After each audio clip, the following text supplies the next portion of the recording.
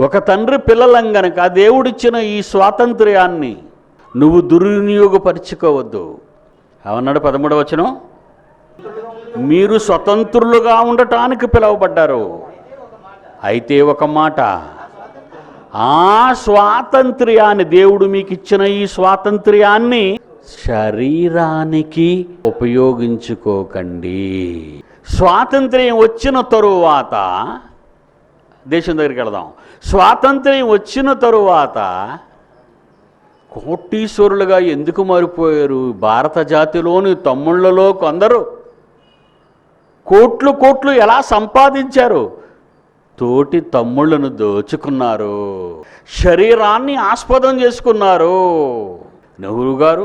నెహ్రూ గారు తర్వాత ఇందిరాగాంధీ తర్వాత రాజీవ్ గాంధీ తర్వాత సోనియా గాంధీ తర్వాత ఇప్పుడు నెక్స్ట్ రాహుల్ గాంధీ. శరీరాన్ని ఆస్పదం చేసుకుంటున్నారు వీళ్ళు. నా రక్తమే అధికారానికి రావాలి. దేవుడు ఎంత బాగా చెప్పాడండి. ఎమ్మెల్యేగా నిన్ను నిలబెట్టి, నీ నియోజకవర్గంలో ప్రజలు ఎంపీగా నిన్ను చేసి, ఒకరిని పార్లమెంటుకి, ఒకరిని హైదరాబాదులో అసెంబ్లీకి పంపితే కోట్ల రూపాయలు మా ధనాన్ని దోచుకోవటం లేదా మీరు? మీకెక్కడిది డబ్బు?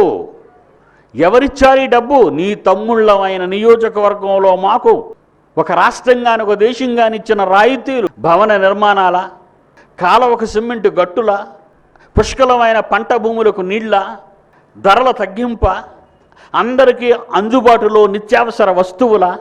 ఏం చేస్తున్నారు మీరంతా? శరీరాన్ని ఆస్పదం చేసుకుని రక్తాన్ని బట్టి అధికార పీఠాలు ఎక్కుతున్నారు. శరీరాన్ని ఆస్పదం చేసుకుని కోట్ల రూపాయలు సంపాదిస్తున్నారు. శరీరాన్ని ఆస్పదం చేసుకుని తమ్ముళ్ళు మోసం చేసి విదేశీ బ్యాంకుల్లో దాచుకుంటున్నారు. ఆ స్వాతంత్ర్యమును శరీర క్రియలకు ఆస్పదము చేసుకొనక ప్రేమ కలిగి ఒకనికొకడు దాసులు. భారతదేశంలో వస్తున్న సంపద అంతా డ్యాముల మీద పెట్టాలి. భారతదేశంలో వస్తున్న సంపద అంతా భారతీయుల కొరకు ఉపయోగించాలి. భారతదేశంలో వస్తున్న ప్రతి లాభాన్ని భారతీయుల కొరకు ఉపయోగించాలి. అలా ఉపయోగిస్తే వచ్చే లాభాలన్నిటిలో ఎక్కడ మనకి ఎందుకు అప్పులున్నాయి? నీ డబ్బులు బ్యాంకుల్లో, విదేశీ బ్యాంకుల్లో దాచుకోవడం ఏంటి? మళ్ళీ అదే విదేశీ బ్యాంకుల నుంచి నువ్వు వందల కోట్ల రుణాలు తెచ్చుకోవటం ఏంటి? క్రైస్తవుడిని చెప్పుకొని పిచ్చిగా నవ్విపోతున్నావు ఇక్కడ. భారతీయుడిని చెప్పుకొని ఆగస్టు 15 జెండా దగ్గరికి వెళ్ళి వందనం చేసి అవమానపరుస్తున్నావు ఇక్కడ. అసలు ఎక్కడుందర్రా స్వాతంత్ర్యం?